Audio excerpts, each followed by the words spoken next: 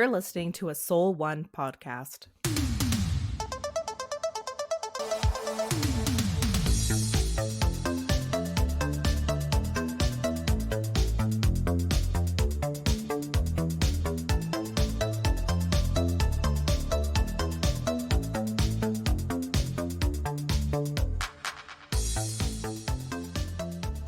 All right, Taylor, I'm going to teach you everything I learned about doing a review from my most recent reviewing theater experience. Is this the training they gave you? Did they give you a little? Yeah, they got a nice welcome package and kind of like a guidebook and all these things, which was good. Orientation, so to speak. Or yeah, and all that was fine. I'm just going to tell you these lessons that you and I think should probably think about adopting for our own purposes. Yeah, life lessons, but also you and I run a review show. So we can start incorporating this, right? Yeah. Part professional, yeah. Okay. That's See, right. here That's I am, right. like, reviews, what does that have to do with me? But yes, technically Exactly. every week for 8 years I've been giving reviews. Yeah. So please, enlighten me. So I can enlighten you a couple things. Number one, if you're going to review something, never give any criticism. Okay. Never give criticism. Now, criticism is defined as anything negative that you could possibly say about what you're reviewing. Don't say it. Okay. Only say positive things. And if you can't say something positive, don't say anything at all. And if you don't understand, say you're watching a movie and you just don't understand, wow, this is just not coming across, I don't really get what they're trying to do, don't tell us about your experience there. Tell us what you think the intention of the artist was, not how well they actually got across to you using the methods that they chose to use. And if you don't even know what the intention was, say they did a great job and refer to any media guide and just print the description. Okay. And that's it. That is how you do a review. A description of the show, your general viewing experience, so long as it's positive, and refrain from ever voicing any criticism. And this was your official marching orders? Or is this the criticism that you got back? I wrote 6 reviews in kind of 2 days. 3 shows one night, 3 shows the next. And they were all rejected? All but one. One was posted without question with one line changed because it was too critical. And then the others were rejected and told I needed to rewrite them because I was being too critical. Too mean. And they didn't use the word critical. They said criticism. You can't give criticism. You know, I kind of tried to make the argument of like, well, it's critical analysis. It's not criticism. To be a critic means to critically analyze something. But they said, no, it's criticism. You're giving criticism and you can't do that. You should have been like, it's constructive feedback. I have a couple questions. I guess it's not constructive. I guess that's what they were just like, trashed. There's not plays. You know, you can't say anything negative, including, I mean, I'll tell you, Taylor, here's a line they took out that I wrote. Okay. I'm going to paraphrase it. I'm not going to read the actual line, but I'm paraphrasing it. I said this play had a lot of Monty Python style humor, things such as play on words, for example, that sometimes hit very well and sometimes they miss the mark. That's not bad. That's fine. That is a normal thing to write in a review.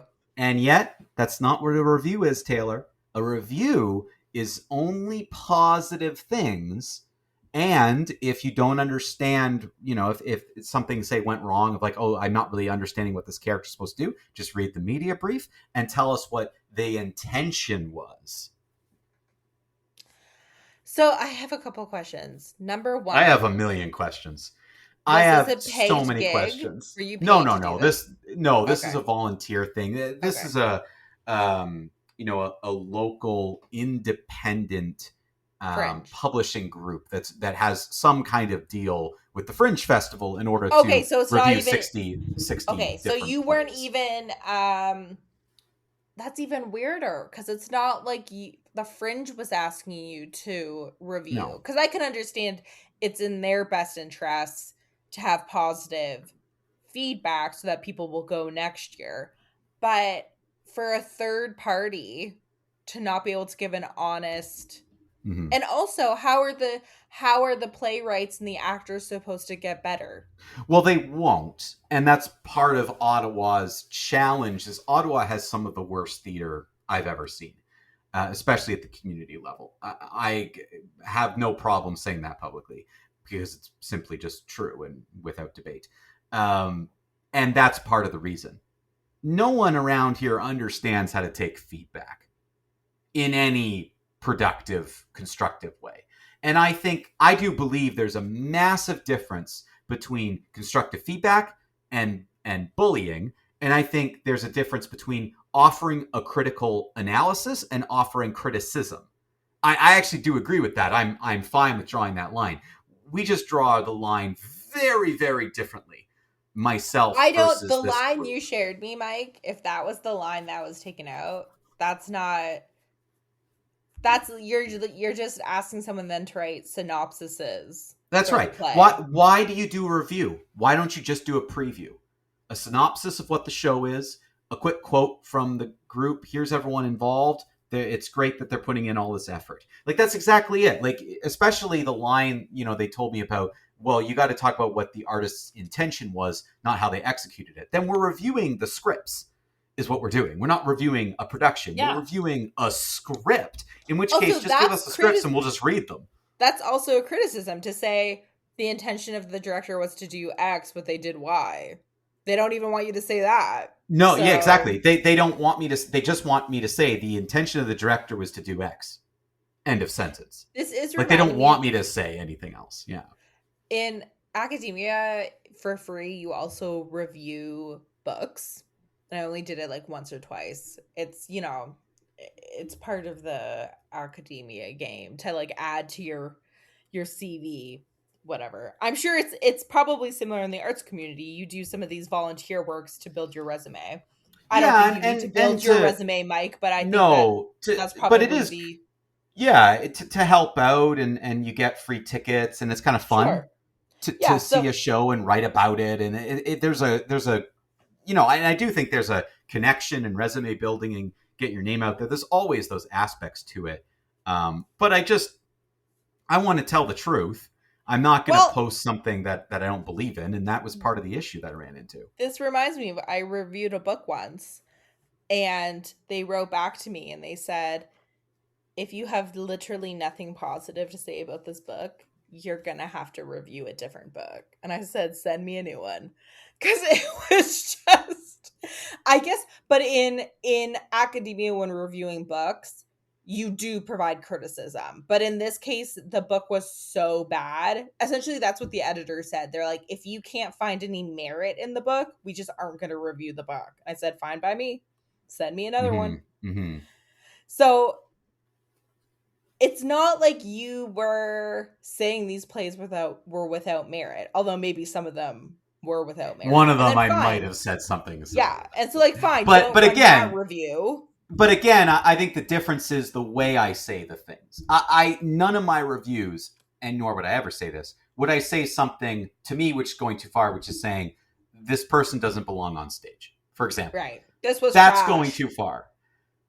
To say this person doesn't have the stage presence or charisma one would want for this particular role. To me, that's criticism in a good way. That's giving a critical analysis. Yeah, it was miscast. That's miscasts. That's a fair thing to say. And as an artist, especially in a fringe show, you are looking to improve, grow, challenge yourself. You're not going to do that with fluff. It's just not going to happen. So I think there's a missed opportunity at a really important part in the artist career to understand how to take feedback, how to take reviews, and figure out what to do with it. I don't even agree with the marketing standpoint. A bad review and a good review sells a show equally. So what's the problem here? And I'm going to ask them, like, I'm going to go back to this group once I'm done my very busy summer. I'm going to ask them what's up with this, because I'd like to hear what they have to say, so I can try to understand where they're coming from, because I can't wrap my brain around why you think this is helpful, why you think you have to do things this way, and what you're doing as an independent publisher, not independently publishing and covering things in a way in which you want to. Like that's what I don't understand. Aren't you doing this to get away from corporate pressure to support you can say whatever? it's not like the theater companies are funding, or maybe they are getting money from the theater companies to publish, but it just doesn't seem like the exercise is benefiting anyone. So it's like, No. why It was a even waste of provide my this time. service? That's what I'll say. It was a waste of my time. Anyone who read my reviews, it's a waste of your time to read them. You're not learning anything. You're not growing. As an artist, you're not being challenged. As an audience member, you're not critically thinking. One of the reasons why this publication, which is online, doesn't have any comments on any of their reviews is because there's nothing worth commenting on. There's nothing worth saying. Everything was fine. Either positive or negative. I'm not saying be negative. Positive reviews can incite interesting conversations, but incite them. Don't do nothing. This passive approach is not good. It's not helpful. And frankly, it's not art. Art is about engaging with somebody and seeing what they think about something and challenging their way of thinking and having something to say. And I just don't think, I just don't think by doing it this way, you're basically proving that, well, we have nothing to say. There's nothing. Very strange. So I can assume the plays were not very good. It's a fringe festival. It's hit and miss. I went to see 6, and I would argue 2 of them were very worth seeing, and I would recommend to people. I'm like, oh, these plays are very good. They're very well done. 4 of them were not missed the mark for many reasons. One of them was one of the worst things I've ever seen. And one of them, I thought the play was really good, but the performers were not at all. So it's kind of, but that's a fringe festival. Like that's what you expect. You're rolling the dice. In a fringe festival, would the directors have say over the cast? Like, do they pick the actors? Yes. So in a fringe festival, each production is an independently produced show that has entered a lottery. So they all have their own cast, production teams. They can be from all over. Canadian theater is pretty big on fringe festivals, so there are people who travel across Canada just to try to do fringes. But it's a lottery, so it's randomly selected that your show gets in. But so it's not even like you could say, like in the case of when you said the performances were so bad, it's not even like the director just like had the misfortune of working with like a local acting troupe last minute. It's like, no, he's been working with those actors, or the director has been working with those actors. So it's a failure on everyone's part. Yeah, and again, it's a mixed bag. So when you go to Fringe Festival, you might see a show that has professional actors in it, and you might see a show that's all community. Yeah, it just anyone can enter a Fringe. It's a lottery. It's not a meritocracy. It's not based on merit. You're not picking out shows based on merit. So there's no expectation as an audience member that this is going to be any good. We all know that. So what are we hiding here? Why are we not just freely saying it? Like, some of the shows are good. Some of the Sorry, shouldn't have said that. You'll complete that one. That's probably the first time in 8 years that you're the one who's. That's right. That's the first time I've ever sworn on air. It's really me. It's always you, and I have to go. Nah, great. Now I have to find the edit point for that. We need that clean rating. Yeah, we need to keep that, or that'll be nothing but trouble in our podcasting world. I will. But you know what, Mike? I see lots of the podcasts I listen to have explicit ratings. What happens? We have to apply for it to get that explicit rating, and then it's put on our podcast forever, and then people of certain ages can't find us. Got it. It's just so you apply to say we're going to be an explicit podcast, etc. Right. So it's just better. I don't have any problem with us being a clean podcast. I actually think it's good that I don't have an issue with it. Can listen, but every once in a while, some colorful language does fly.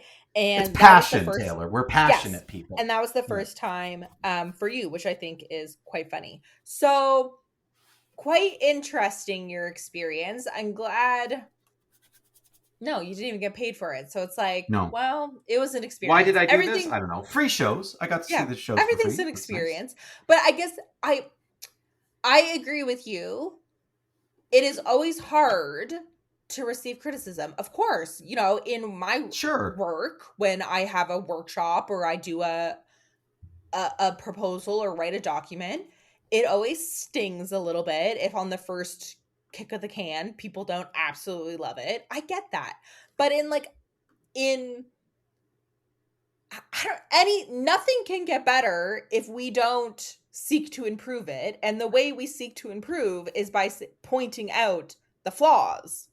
Yeah, one of the first things they said too in kind of the feedback to me was, this is not a reflection at all on your writing. And I'm like, why though? Like, why aren't you giving me writing notes? Yeah. Shouldn't you be?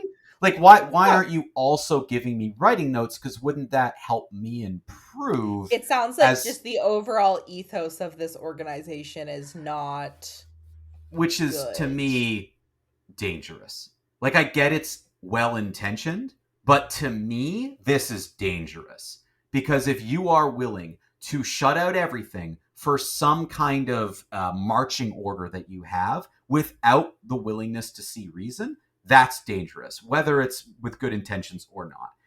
I always look at absolutism as that is a dangerous line you're walking. Yeah, it's definitely because you're gonna, weird. For a lot of reasons it could be bad.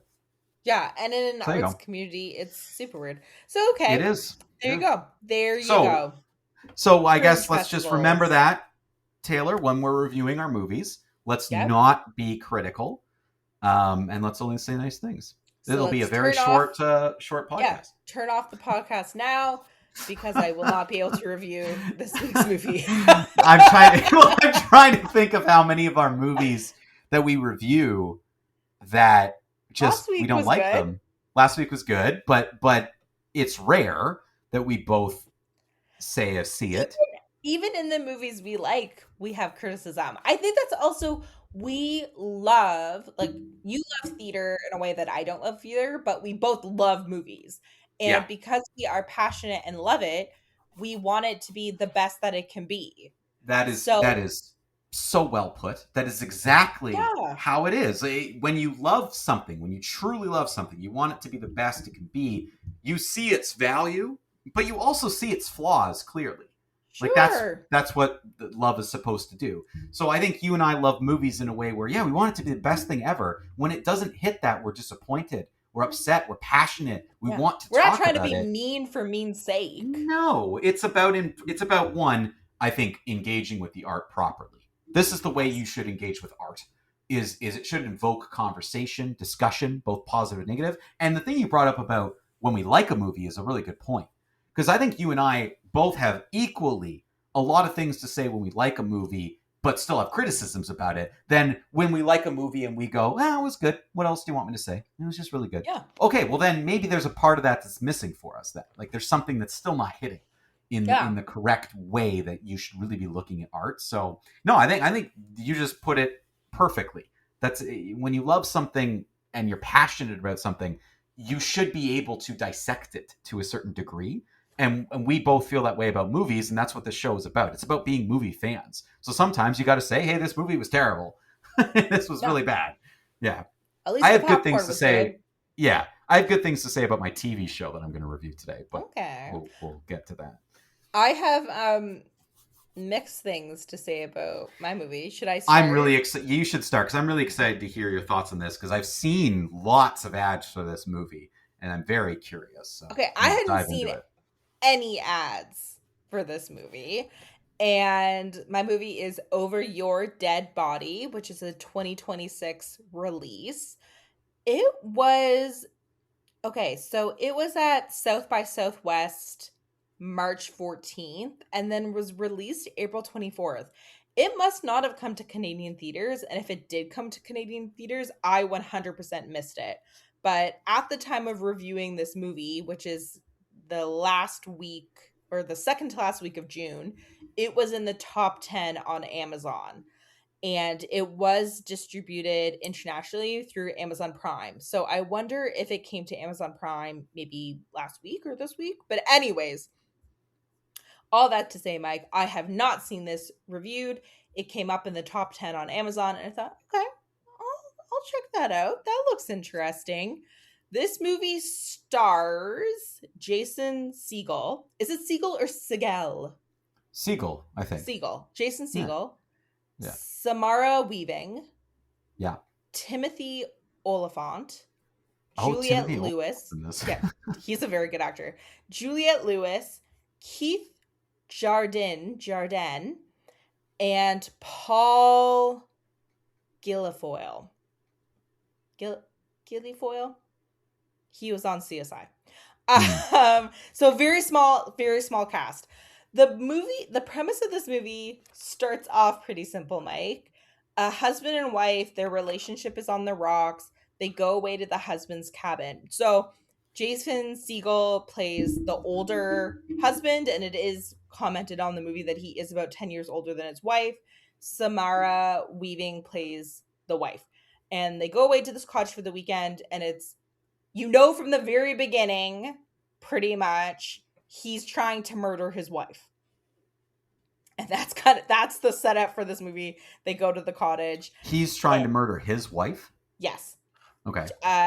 Jason Segel's character is trying to murder Samara Weaving. This is a comedy, right? Like it's more of a action comedy thriller. Action comedy thriller. Okay. So it is supposed to be funny, And Jason Segel is more or less a comedic actor.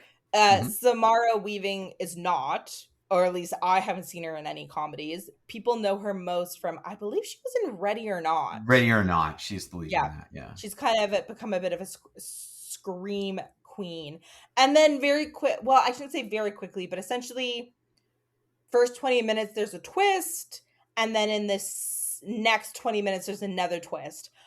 This movie, Mike, is very hard to review because the first 40 minutes of this movie was like nails on a chalkboard for me. I very rarely think about turning off a movie. Right, yeah. And I literally looked, I'm like, okay, 40 minutes in, do I stick it out? And then looking at the clock, that's the worst feeling. Yeah, I looked at the clock. You look at the clock, oh, yeah. Because I'm like, okay, the first 40 minutes of this movie sucks. And then there's quite a big twist. And then the movie, it's like, twist.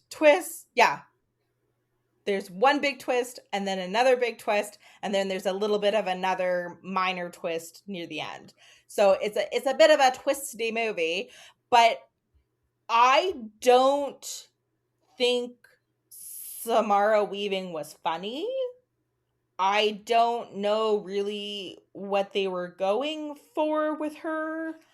I found Jason Segel's character quite awkward, and not like, they were trying to play it like he's this bumbling guy trying to murder his wife, and he's bumbling, he can't do it. But it didn't feel funny. It just felt like awkward. And Jason Segel, I don't think, is a bad actor in like straight comedy movies. I wonder if he just isn't cut out for more of like dramedy. I don't know. I've only really seen him in like straight comedy movies. Certainly never in an action movie. There is one moment near the end of the movie where his face acting was phenomenal, and I'm like, where was that the whole movie? This was directed by, and again, this might be part of the problem, this movie is directed by Jorma Taccone. He's of the Lonely Island group. Oh, okay. Jorma? No, but I know exactly who you're talking about, but I don't know how to pronounce his name, but it is 100% butchering his name. But he's of the Lonely Island crew. He's not Andy Samberg, and he's not the other guy. Yeah, he's kind of the third guy, but he did a lot of their directing. That was kind of what he did for Lonely Island. Like, he did a lot of directing. I'm sure he did writing as well, but he was behind the camera a lot. But more or less, like, straight comedy. So I don't know, like, I think talking about like miscasting, I feel like Jason Segel and Samara Weaving, I've seen them separately. They're very serviceable in what they do. Bringing them together, I think they were victims of poor directing and they just had absolutely no chemistry. I know that Mm. there's supposed to be this couple that want to kill each other, but you have to have an inkling of why they were in love to begin with. You know what I mean? Like a Mr. and Mrs. Smith deal. Like, there's no chemistry between these people. I really don't care about them. They're both horrible. And then at the 40-minute mark, there's a twist, and you're like, okay, I'm interested. The twist is we're introduced to 3 more characters, and the movie goes off the rails pretty quickly in terms of off the rails normally means like it gets worse. It just gets crazy, Mike, in a way that does work, but I wasn't expecting this movie to be this violent. There's also a scene of almost sexual assault that I think they were playing for comedy, Oh, but I found like quite disturbing. that's And really like surprising, just considering the way the climate has been, especially in film, it for the was male past on like male. interesting. That's just so surprising to me that they would go that far. Because it's billed as a comedy thriller. Right. I think they were using it because it's male on male, and like prison rules, and it's like I think based on the director that like this was supposed to be funny, but like to me I just found it like quite grotesque. I didn't like Right. it. So it didn't land. It didn't. Yeah, and Yeah. I don't know, like I don't think I think man on man sexual assault maybe 20 years ago would have been played for comedy, and even then I don't think it was in good taste. Like I'm not I know most people based on my reviews think I'm a huge prude, but I have a pretty good sense of humor and my threshold for comedy is very very high.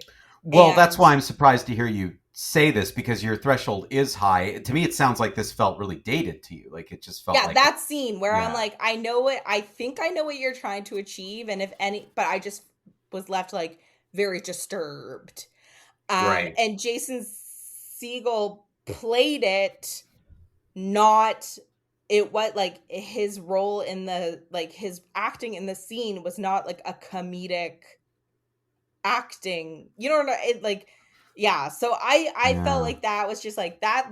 That's this movie is hard for me to review because again, first 40 minutes, nothing happens, not particularly interesting, poor casting, don't think the directing was great.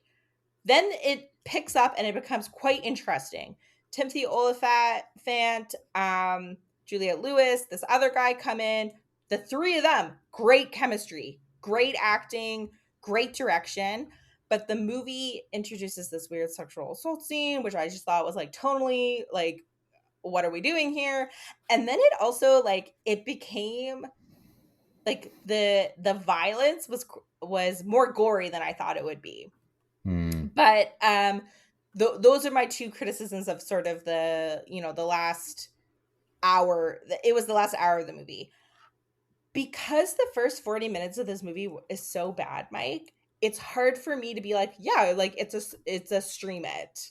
You know what I mean? With some caveats Yeah. being like there is some like it's 18 rated, so like be prepared for some gore, be prepared for some, disturbing material.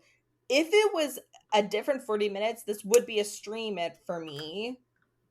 But it's really hard for me to know what to do with this movie. So I was talking with some of Dan's family over the movie. They were asking me what I had watched, and I explained this movie, and Dan's aunt was like, "Oh, she said, I love Timothy Oliphant.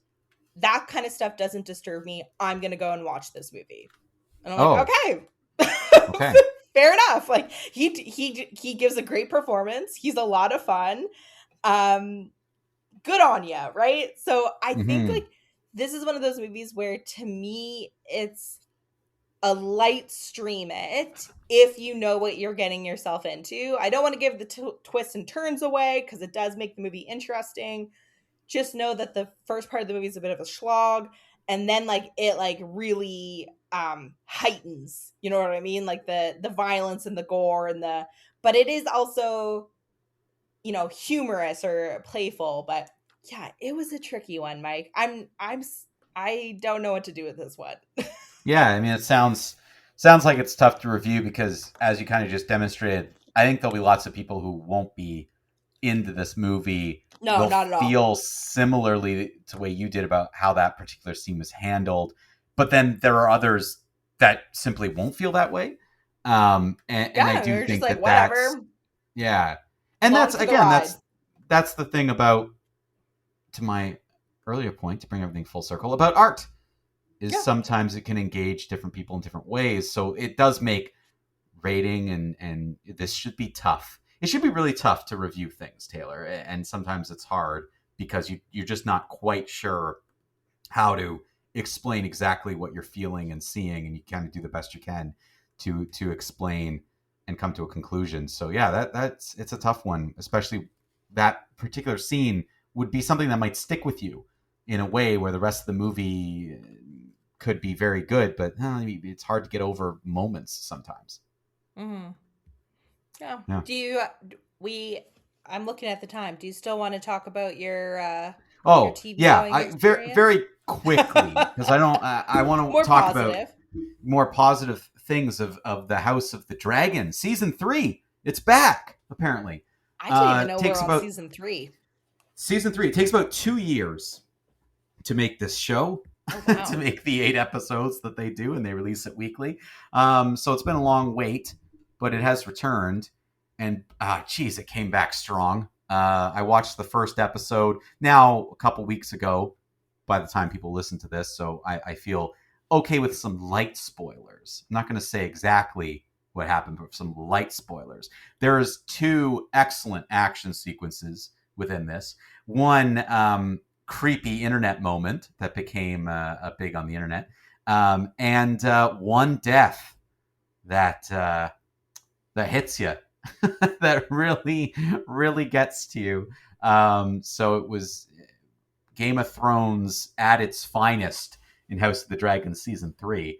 Um, Kind of Really good start to it. back to its original form. Yeah, I thought the first season was okay, but leaned positive, and then the second season was very up and down. There were some episodes that I loved. I was just in 100%. It had me pulled in.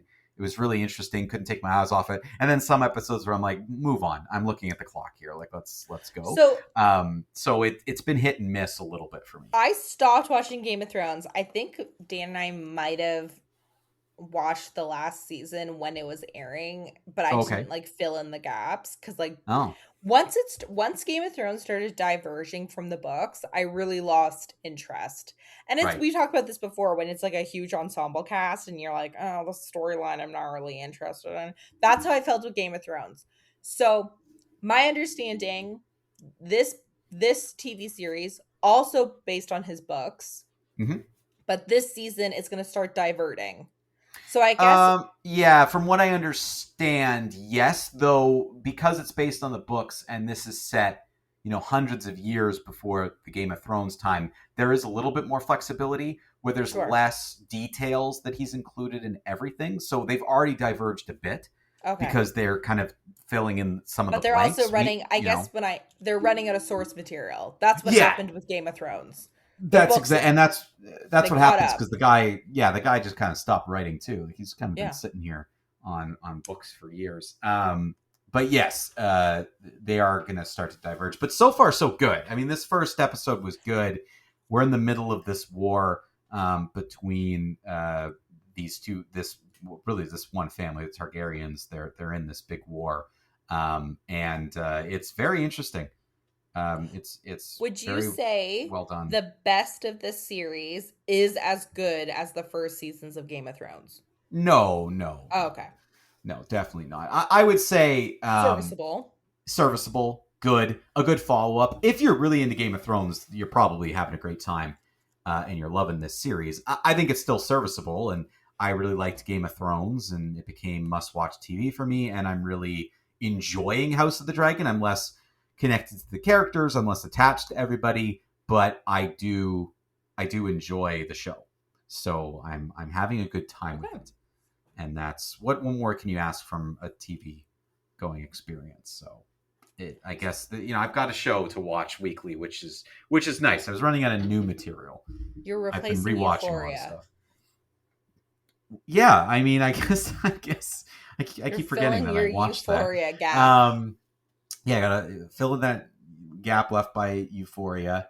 I've still got to finish the last season of this most recent season of For All Mankind. I've got to go back and finish that. There's a couple other shows that I'm waiting for, but I think nothing has really grabbed my attention as much as Game of Thrones did. So it's nice to kind of go back to this world, and I do think House of the Dragon's a nice kind of the diet soda of Game of Thrones. Not quite it, but it'll do.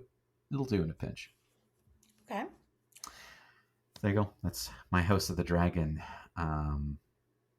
review. So one thing to let fans know, we will have episodes all the time, and we'll be back next week. But we've been pre-recording, and you're listening to pre-recording. So just so you know, we are on a bit of a summer hiatus. We took the month of July off, so all these episodes you're listening to are pre-recorded from June. So if you are sending in fan questions, we'll get to you in August. We'll make sure to do a mailbag and get to fan questions in August for anyone who's been writing in or engaging with the show, saying, "Hey, why haven't you gotten back to me?"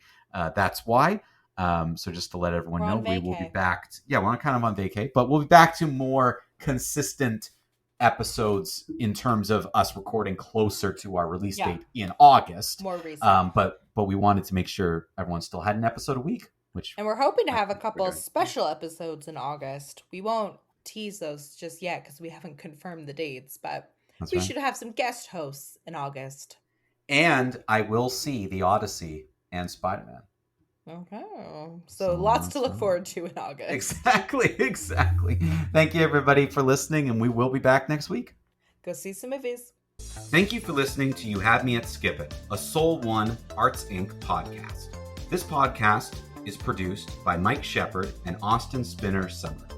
It is a project of Soul One Arts Inc. To learn more about Soul One and all the great work that Soul One is doing in the arts community, especially in film, theater, and other performing arts, visit soul1arts.ca. You can contribute to this podcast by visiting soul1arts.ca and going to the podcast tab. You'll find all the information on You Had Me at Skip It and how you can get your questions read on air each week. Thank you again for listening.